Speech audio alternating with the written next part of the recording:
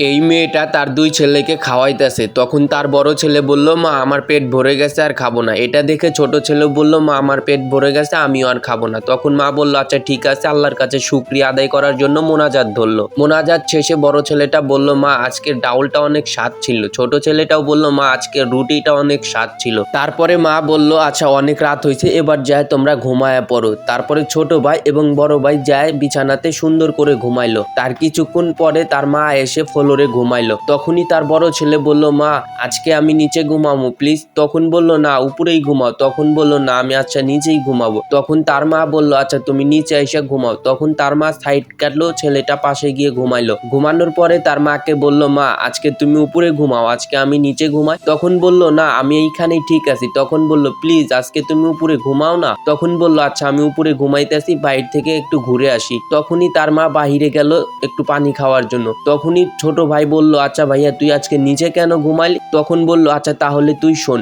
আমি যখন বাইরে যাচ্ছিলাম তখন মা ডাক্তারের সাথে কথা বলতেছিল। ডাক্তার বলতেছিল যে আপনার নরম বিছানাতে ঘুমাতে লাগবে। তখন মা বলল, আমার ঘরে একটাই নরম বিছানা আছে, সেটাতে আমার দুই ছেলে ঘুমায়, আমি তো নিচে ঘুমাই। তাহলে বলেন আমি কিভাবে ঘুমাবো? এটা শুনে ছেলেটা চলে গেল। তারপরে সব ঘটনা তার ছোট ভাইকে বলল। তখন ছোট ভাই বলল, আচ্ছা আমিও তাহলে আজকে নিচে ঘুমাবো, মা একাই উপরে ঘুমাবে। তখন ছোট ভাইটাও নিচে এসে ঘুমাইলো। তার কিছুক্ষণ পরে মা এসে দেখলো তার দুই ছেলে ফ্লোরের ভিতরে ঘুমায় গেছে, তাই সে কিছু না বলে উপরে ঘুমায় গেল। আর সত্যি আপনি যদি আপনার মাকে ভালোবেসে থাকেন, ভিডিওটা শেয়ার করে অন্যকে দেখার সুযোগ করে দিবেন। ভালো থাকবেন, সুস্থ থাকবেন, আল্লাহ হাফেজ।